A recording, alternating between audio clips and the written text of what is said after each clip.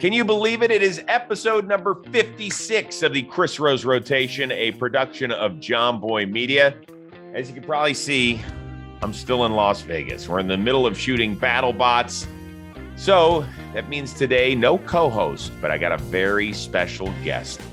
Joey Votto of the Cincinnati Reds. That's right, the 2010 National League MVP. The guy that had a run where he had 7 straight games with a homer. The guy that did the Jaime Tartt, point at my name from Ted Lasso sort of stuff.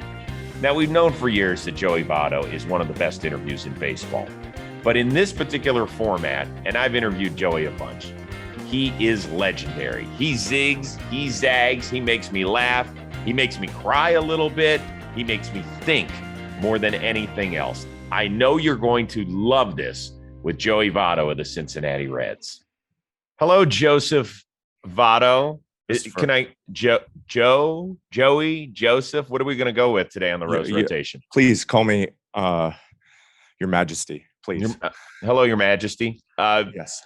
So you're out of breath, and that's not because you're so excited today. It's because you've been working. What are we doing? Did we get a little cardio in, extra hitting? What did we do? I was doing activities in the garage. Is that a Step Brothers reference? I think it is. It is. I think so. No, I was just getting done hitting. I'm late, Chris. I'm late. Yes. But you were patient. And I know that you had to move on to some bigger, better things. But thanks for waiting for me. Absolutely not. It's my pleasure. I'm so happy you're joining. I really am. I want to tell you, I'm in Las Vegas right now. So I'm shooting the show BattleBots, which is an extra project I do. I don't know if you. Yeah, it's really fun. Check it out. Yeah, are you a Vegas guy? What is a Vegas guy? Do you like Vegas? You know, I like a good time. I would do. I'd go anywhere with a group of friends and family for sure. But yeah, it's okay. It's okay. Yeah. Shout out to Vegas. Okay, like you're not making it sound like you like me and a bunch of boys went to a bachelor party out in Vegas. Like, why would I share that? Why would I share my? Because debauchery? I asked it. Why would I share my debauchery with you and the public? That's mine. So, I'm aware of Vegas's existence. I've played baseball there before, and I've been there for non-baseball reasons. So I'm in Cincinnati, Ohio right now, and this is exactly where I want to be. When did you play here in Vegas? Was it a minor league game or was it what was it? We played spring training games. Oh, if I'm not right. mistaken, against I think the Dodgers and the Cubs. Yeah. And I attended maybe 2 of them. Completely lucid, totally sharp, 100% ready for the day game. I felt great. So who's the idiot that is booking a day game in Vegas for major leaguers? Who is the idiot? Wow, that's a way to start a question. That's a way to ask a question. You're trying to add up my friends list. So I think that if I'm not mistaken, one of the teams we played against has an affiliate there. Oh, right. And it was our way to, and it was it was so much fun. Fans were great. The experience was fun. It was fun playing in front of a new group of fans, and they were very aware of on top of the game. In all seriousness, I had a great time there. Good. All right. It looks like, and you've been playing this game an awfully long time, just from an outsider's perspective, who knows you just a little bit, that you are having more fun this season than ever before. Is that accurate? Yeah, I think so. I've started to accept that. So for a long stretch of my career, failure wasn't an option. Every at bat, every pitch, every moment of the game, defense, base running, everything was so serious. And so, get this right or you're going to pay for it, after the game. How you talk about it or think about it or before bed or whatever it is, it was just my failures would always be on my mind. And so there are parts of the game I'm not going to accept failing on. Being a good teammate, treating people with respect. I still lose sleep over those 2 things big time. Defense, base running, and then being good to the fans. I lose sleep over those big time. But hitting for years was this thing that I took, I took very, very seriously, to the point where every moment, like I mentioned before, every pitch was life or death. Not life or death. Let's not get so dramatic here, but every pitch meant I was all in. And if I came up short, I'd be really frustrated, reacting, going underneath the dugout, angry. And so in 18, 19, and especially 20, I experienced a little bit of a dip in performance. Less so in 18. I mean, I was an all-star and I led the league in on-base percentage.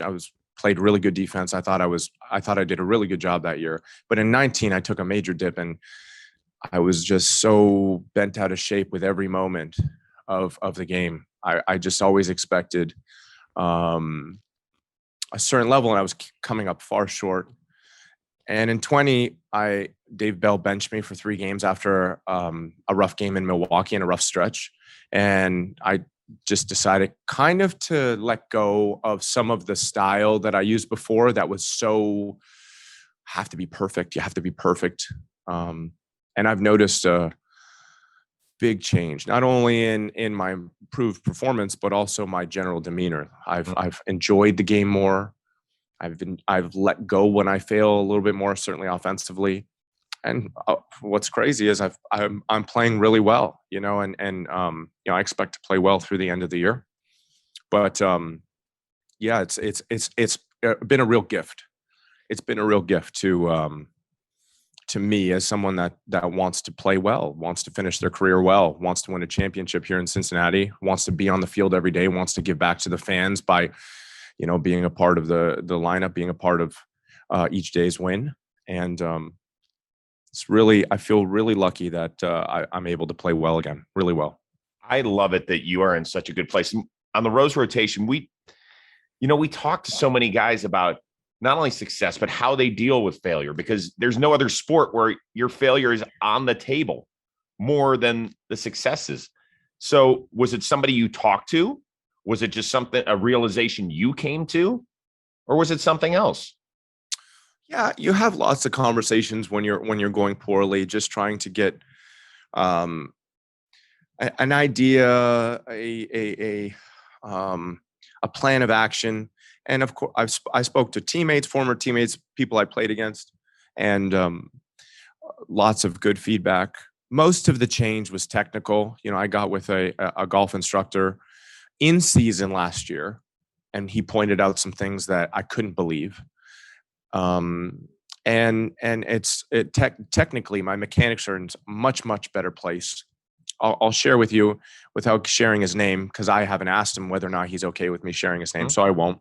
But he said one thing that I thought I couldn't believe. So last year I was performing poorly, but I was among the best, if not the best, at making contact, and I was among the best, if not the best, at managing my strike zone. I feel like that's a Pulp Fiction moment right there. But he said the best golfers, the golfers that make the most money, top money earners in the sport, are the longest drivers, and the golfers that lose their cards are the most accurate drivers. So the golfers that just keep putting the ball in the fairway over and over and over, typically they lose their card. Wow. And I liken that to hitting. I'm making contact. I'm controlling the strike zone, but I'm not wild up there. I'm not wild up there shooting for balls in the seats, balls in the gap. And as a hitter in today's game, we've got better scouting reports. The shift is real. Outfielders, in my opinion, have gotten better from the days of, okay athletes in the outfield, boppers in the outfield, to now, if there's games from the 5th or 6th inning on that you've got a sharp defensive lineup out there in the outfield. So if you can't hit the ball hard and you can't stretch out the defense, you don't stand a chance in this game. You better hit the ball hard on the ground if you expect to hit. You better hit the ball hard in the outfield if you expect the ball in the gap. And I made the change from not long after a day after I was benched, and all of a sudden the ball started coming off my bat harder. Fortunately, I'm able to do that. I was able to start taking more chances. Comes with strikeouts. My walks have dipped. My strike zone is a little bit more, a little less defined. But when I hit the ball hard now, I'm more difficult to defend. And it's more than anything, I look forward to my bats, because something the most fun thing you can do as a hitter is hit a home run. And I get a lot of satisfaction out of that. And now I'm going up there trying to hit the ball as hard as possible. And sometimes the ball goes over the fence. Went over the fence an awful lot during one particular stretch, which we will get to. I want to spin the clock back to growing up in Canada. Did you love the Blue Jays as a kid growing up? Because that was right in your wheelhouse, 92, 93, when they went back to back. Yeah, I loved them. Yeah, for sure. I had when Joe Carter walked off the second World Series, I remember my parents getting in the car and honking their horns and joining the celebration.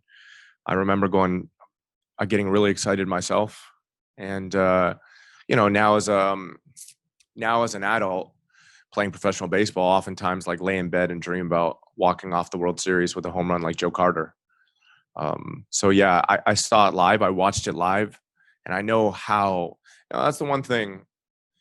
I'll say two things right now. I know the feeling, and I'm sure lots of players know the feeling, but I know the feeling of being in a city and a team winning a championship as a young person, and then seeing the impact in the community, seeing the excitement for days, for weeks, for long stretch of time, and how special it can be. And the second thing I was going to say was, I want to do that here. I've been in a Reds uniform in Cincinnati, owning a house here, part of the community. I cross paths with tons of people that every time it's about let's win, let's keep going, let's win a championship here. And the support has been tremendous. And I want to be a part of the team that gives that back to the community.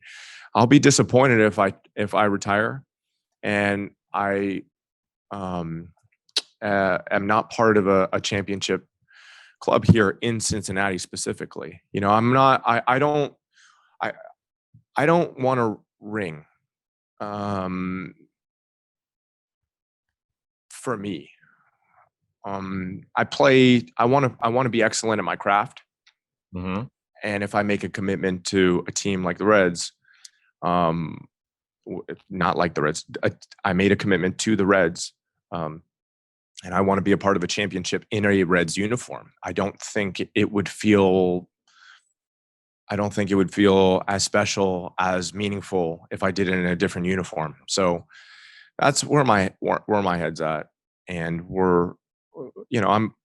we talk about it on a daily basis. We have post-win meetings and we have pre-series meetings, and the conversation is always about winning a championship here and what it's going to take to do that. I love that. I love it. Means a lot to the Reds fans out there in the Cincinnati community.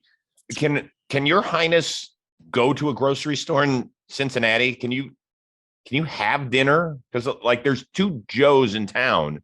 There's a Joey and there's a Joe Burrow, and you're the biggest stars in that city. So what's life like for you when you just chill?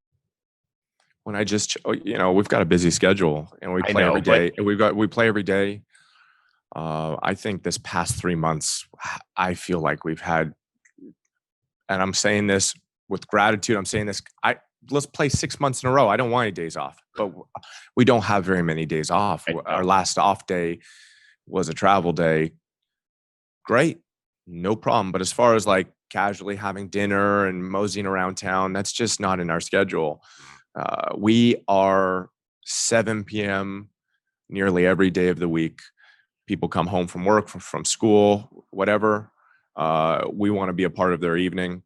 And I'll forego dinners until I'm done playing to be able to give that to baseball fans. Okay. Fair enough. Yeah, that is fair enough. No, it's good because it's a That fact. is good. Yeah, it is good. It is a fact. I've missed you. The day you got drafted, was the draft on TV? I don't remember if it was on ESPN2 or what have you. How did you find out? How did I find out? Well, I mean, yeah, good question, because it's much different now then than it was now. You know, if you had an internet connection, you were able to hear it on MLB.com. Love it. They had a live broadcast, and the two routes I found out were were a telephone, like a telephone, you know, or on MLB.com, finding out through that, or the following day in a newspaper clip. So how'd you get it? How did I get it? I got a telegram actually a week later. Stop. Yes. How'd you get it? I got a telephone call. Yeah. And then that night, not terribly long after that, I signed and got my visa as a Canadian citizen. I got my visa, showed up to the Gulf Coast League 3 weeks later. I was chomping at the bit, and it's been a dream since. Hey guys, I get it. Sometimes it's tough to talk about ED, but let GetRoman.com help you out. It's very simple. You call them. They're there to discuss all forms of treatment for any form of ED. It's licensed physicians over the phone. You get a consultation. If you need medication, no problem. They'll overnight it to you free of charge. It's very simple. I get it that sometimes it's tough to talk about that sort of stuff. So you want to do it in the privacy of your own home. You have a phone conversation. You don't have to go to any doctor's office. No counters involved. You're not out in public. It's just you and the licensed physician. They're going to find a form of treatment. They're going to take care of you. And then you're going to start taking care of business. So go to GetRoman.com/JOMBOY. And if you're prescribed, you get 50% off your first month of ED treatment. It's pretty cool. 50% off your first month. Once again, it's GetRoman.com/JOMBOY. I believe I read an article where the Reds brought you to Cincinnati for a workout. Didn't you hit in front of some very famous people as a high school kid? Very famous Reds, yeah. So I did a few different pre-draft workouts for a few different teams, but the Reds, without question, stood out. They had both Johnny Bench and Ken Griffey Jr. there, and I think that Ken may have been rehabbing, so he was in town, and he took in some of the batting practice and whatever tryout we were doing, whatever workout we were doing. And then Johnny Bench was there. I was a catcher at the time, and he was showing me some stuff. I mean, it all happened so quickly. I think I've told this story before, but I'm going to tell it again because why not? So I'm in the batter's box hitting batting practice, and Ken Griffey Jr. pops behind me, stands on the cage, and he's watching the guys hit. And I'm hitting, and I look back and I'm like, whoa, that's Ken Griffey Jr. And he was Ken Griffey Jr. I played with him, and it was still the same way, Ken Griffey Jr. But I'm 18 years old. I'm in awe. I played his video game, wore my hat backwards, played the outfield, watched him play. I mean, Ken was iconic.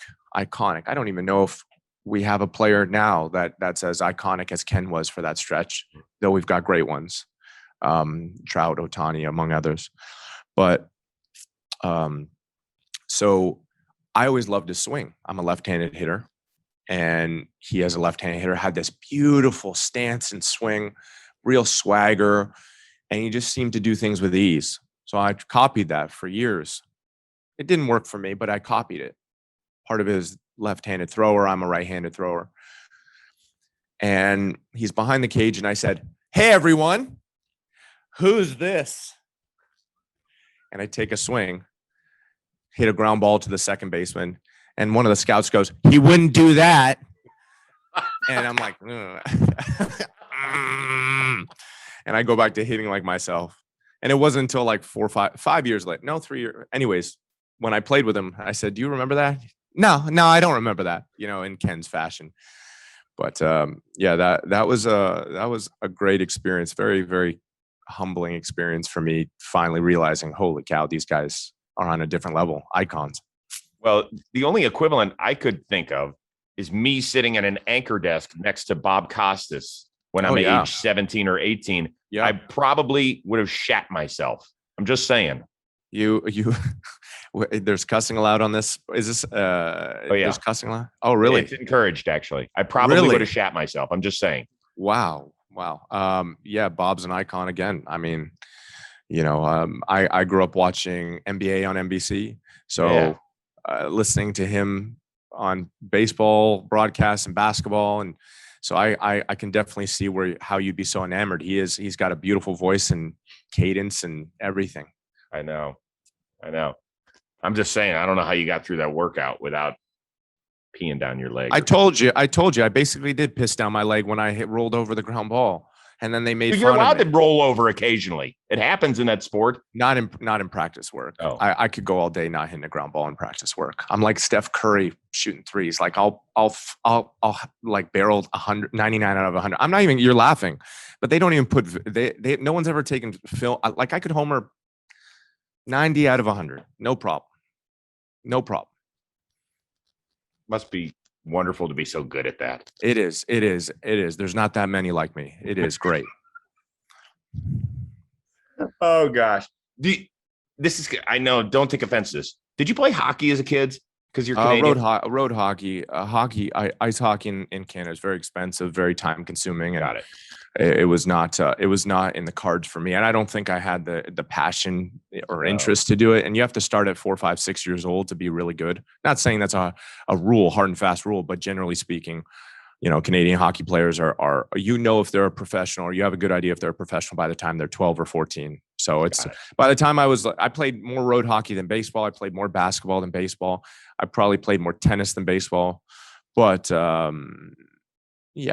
didn't strap on any skates. I didn't get into any, on ice fights. So what were you, a tennis player? Were you like a Mats Wilander, more of a Boris Becker Michael player? Chang. I was more of a Michael Chang. We're going to keep the rally going.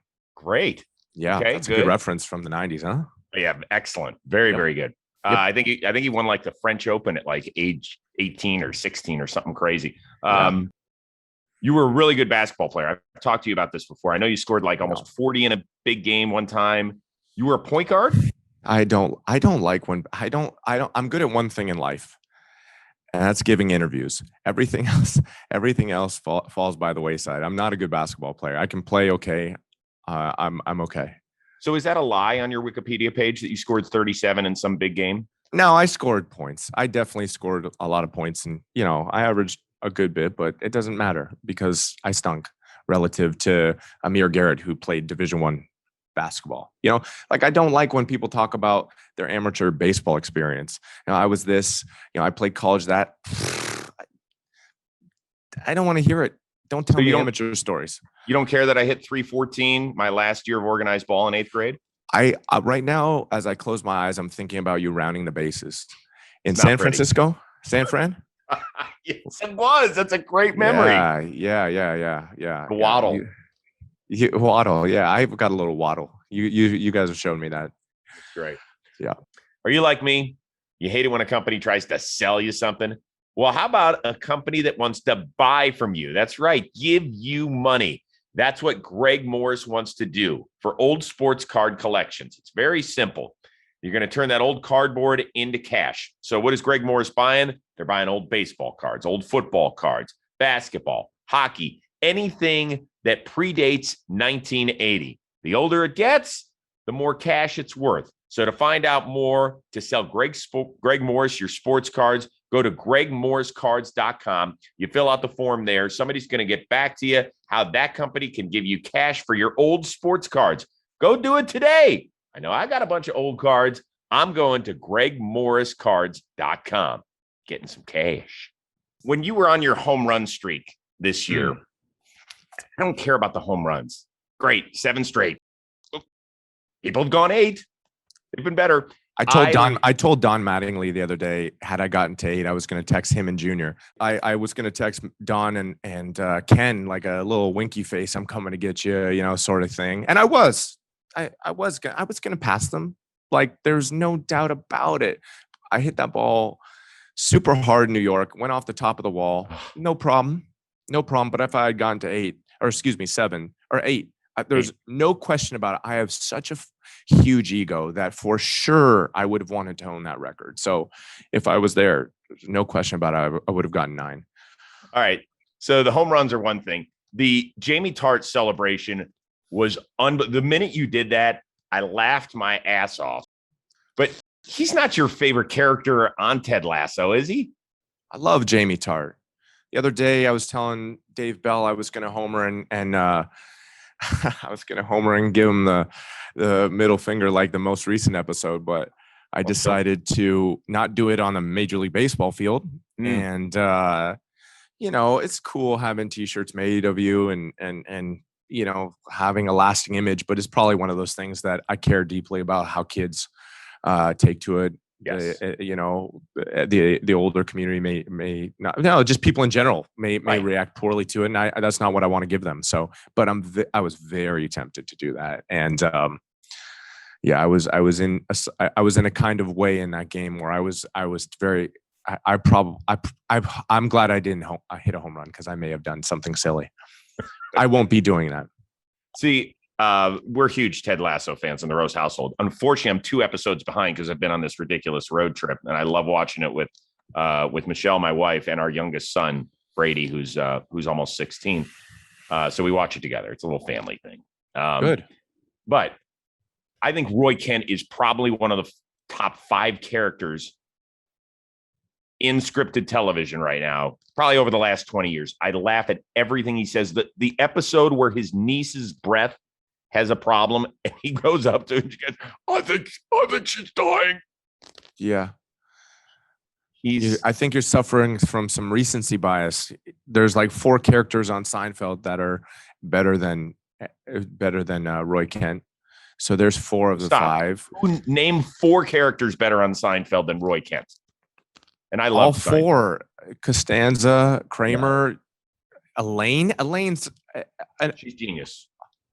There's 3, and then Jerry was the worst. He was the worst character of the 4. Oh my God, he was the worst character of the 4. Not even close. He was the glue. He was the straight man. He was the.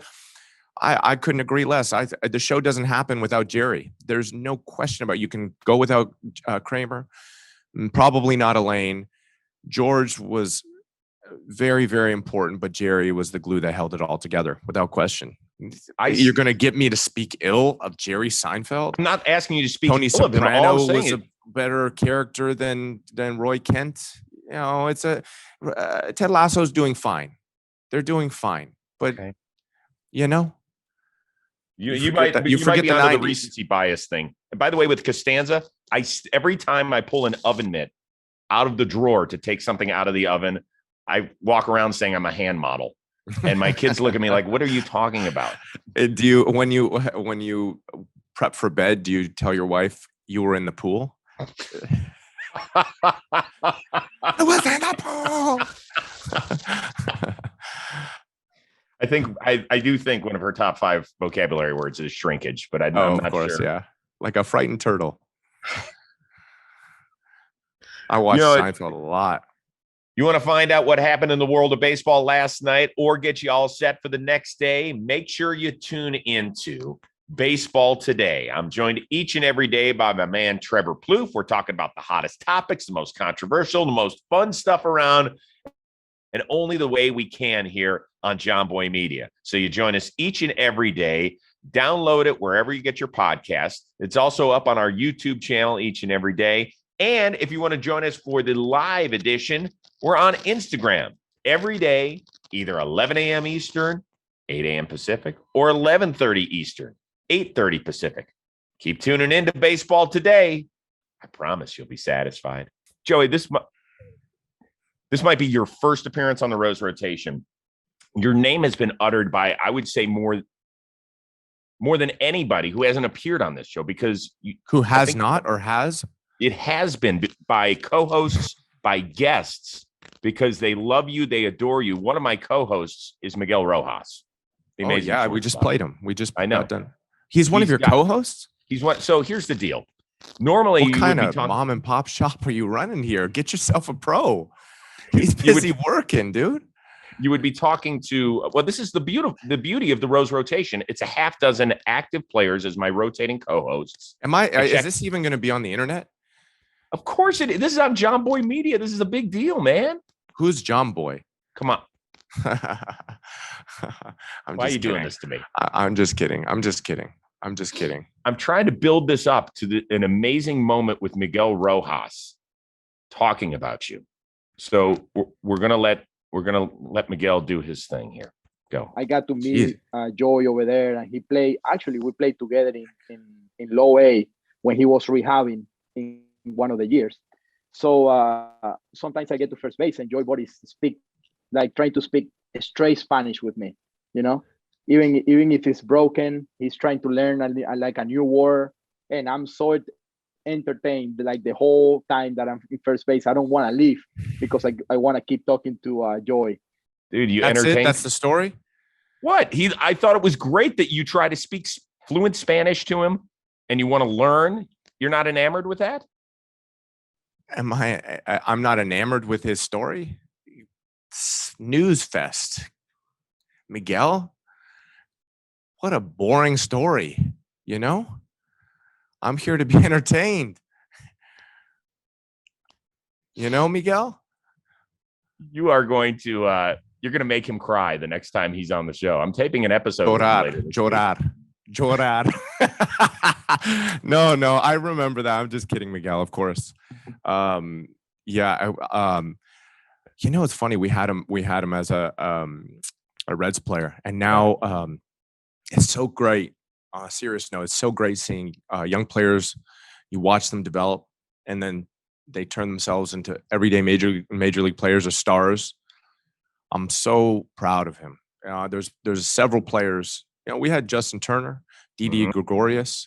You know, I can keep Yasmani Grandal. It's one of my favorite things to watch guys get better in the league.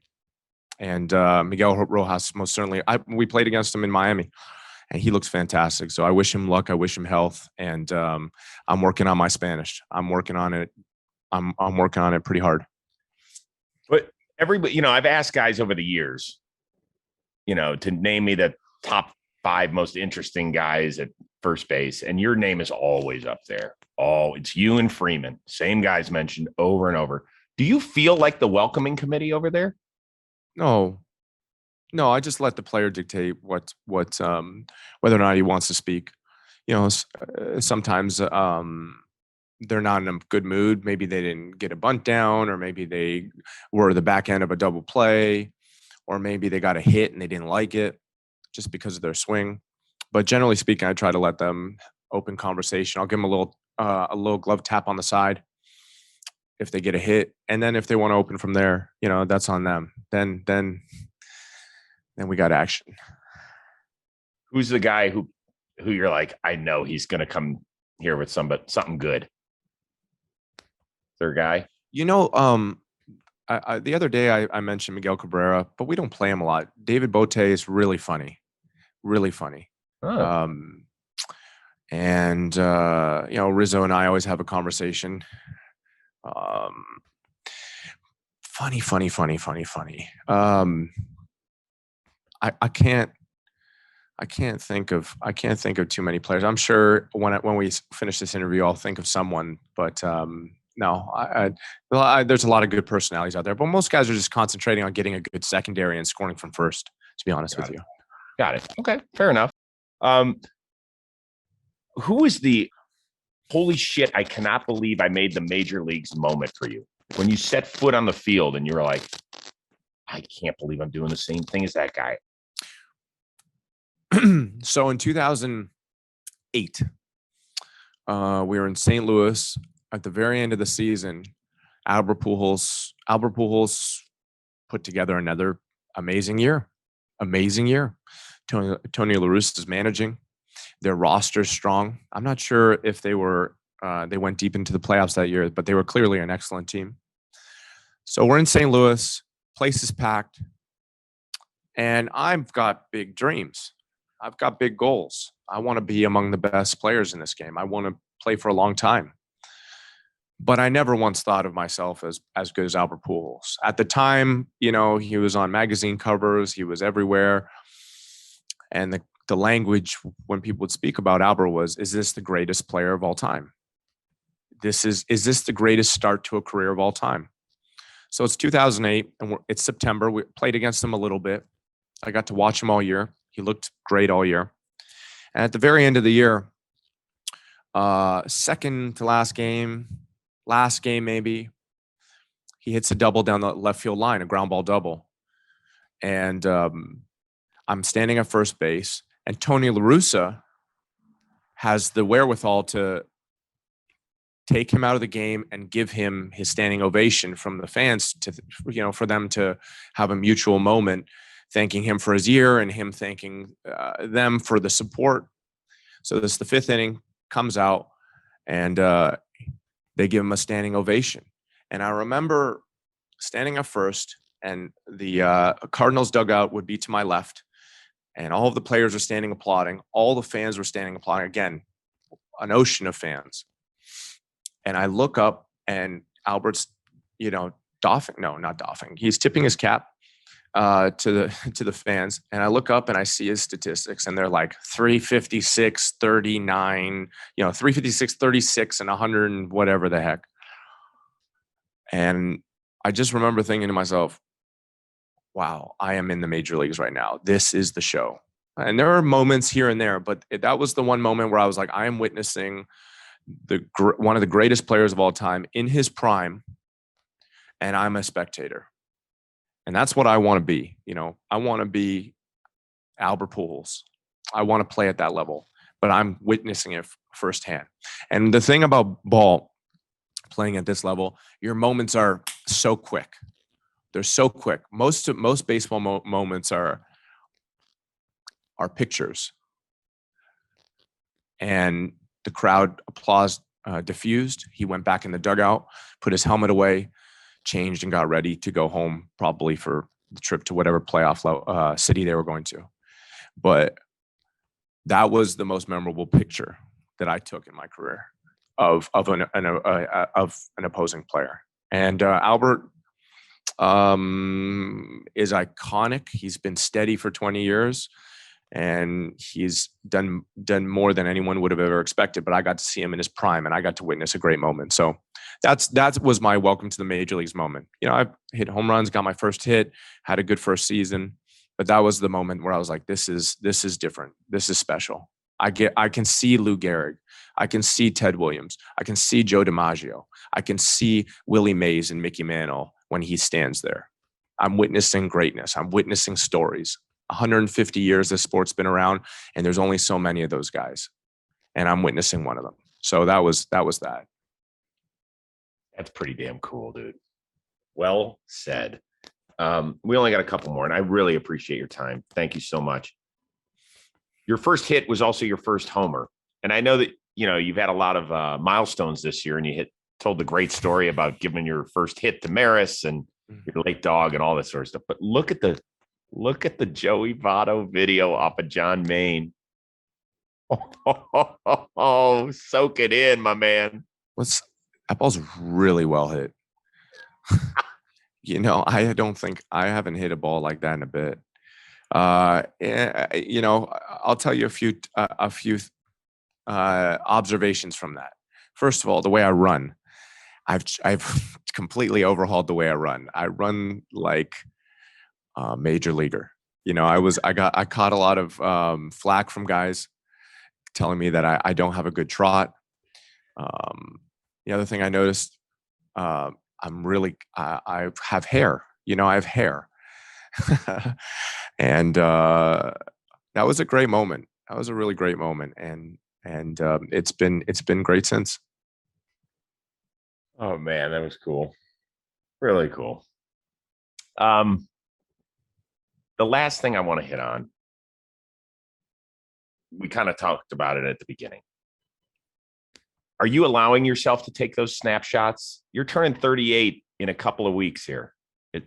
And you're healthy, which is great. You want to keep playing, which is awesome. But I always wonder if guys don't appreciate it until they're out of the game. Are you allowing yourself those moments? You had that beautiful exchange with that little Abigail girl in San Diego. I'm sure there's been amazing moments during your 7 straight games with a homer. Are you taking those snapshots? Forgive me, F1 fans or NASCAR fans, but I would imagine it's a lot like driving and racing. If you look to your sides and take in, I'm racing against Mario Andretti or Lewis Hamilton, or look at all the fans in the stands, or it's a beautiful day, or I can't believe, you take your eyes off the track. You take your eyes off of competition. It's really, really difficult to take snapshots. I think often about playing well. I think often about steadiness. I think often about, answering my responsibilities as a player, as a teammate. I have my moments where I do take snapshots, but probably not as much as you would hope. The other thing too, I'd like to keep playing. I'd like to keep playing well. I felt like I found something last year that gives me a chance at performing well for a long time. I mentioned recently that it sounded like I said hitting is easy again. I didn't, that wasn't my intent. Relative to before, there's more of an ease to it. And that's if I'm healthy, that ease is repeatable. And, I don't think I've got the Ichiro or Tom Brady streak in me that wants to play till they're 45 or 50. But, if this CBA goes well and all of a sudden they have a veterans exception at $50 million, then I'll keep rolling. With the over 40 crowd, it gets the veteran exception at 50. But I don't know. I take it day by day. I just want to perform well against John Lester tonight. Good enough. We do this with every guest on the show. It's our little game show. We spin the wheel of moderately interesting things that has several different categories on it. You'll answer. Sounds interesting. It's moderately interesting, Joe. Let's see what we got. Who's spinning that? That would be my hand. I taped it before I left for Vegas. The category is tripping. All right, once we feel better about traveling the globe, I don't know where you are in your headspace on that. Where would you like to go next? I actually think I might go watch Ronaldo playing Man U and go watch Messi play at Paris Saint-Germain in Paris. But I'd like to head over to London, maybe watch a couple matches, take in two world icons before they retire, and yeah. It's a great one. Would you wear a jersey over there? Would you wear a jersey? A kit. It's called a kit. Sorry. And it's okay. You're not worldly. I'm international. I'm from Canada. I speak 3 languages. But would I wear a jersey? No, I wouldn't wear a jersey. I'd wear a kit. Yeah. Thank you. I want to thank you for 2 things and just humor me for 90 You're welcome. seconds.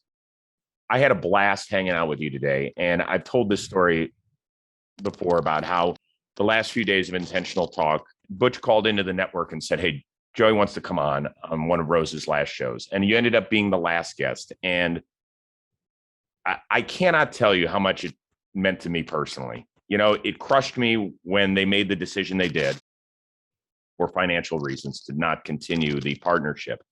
We had a wonderful talk, and that you could see through the TV how much Kevin's relationship means to me. And you talked about that. And it's something I will cherish forever. And so I just, at a time where we have to say thank you to people, I want to thank you for showing your humanity and your grace toward me, because during a very, very difficult time in my professional career, that made it easier. So I want to say thank you for that. You're welcome. And now you're on JOMBOY Media, so you're good. I'm in a great place, dude. I am, but I'm not, I've never run from this. It was really hard. There were a lot of tears shed, and it That's hurt. good. But you, guys like you made it easier. So I do want to thank you. Well, you're very welcome. How? You're very welcome. You're very welcome. Yep. How is John doing? John? Yeah, John Boy. Oh, JOMBOY pulled his hammy last week while being a sausage in the sausage race. Oh, really? Was he trying to run the bases? No, he was pulling this. That was a shot. Shots fired. He was one of the sausages. He and Plouffe. Oh, I'm in Milwaukee. Yeah, didn't you see that? No, I don't watch JOMBOY media. We're gonna sign you to a big deal one day. I'm reading newspapers and yeah, I subscribe to Scientific American. I'm an adult. You are one of a kind. That's all I can say. I'm really glad to talk to you. We'll have to do this again. I loved it, Your Highness. Exactly. All right. Keep doing your thing. Please. We'll watch Seinfeld and Ted Lasso together. It'll be great. Take care. Thanks so much. Thanks for the thank you also. I appreciate it. And it was great seeing you. It was great seeing everybody, all the good fans here of the Rose Rotation. We'll see you next time. It's a production of JOMBOY Media. Not John Boy, but JOMBOY.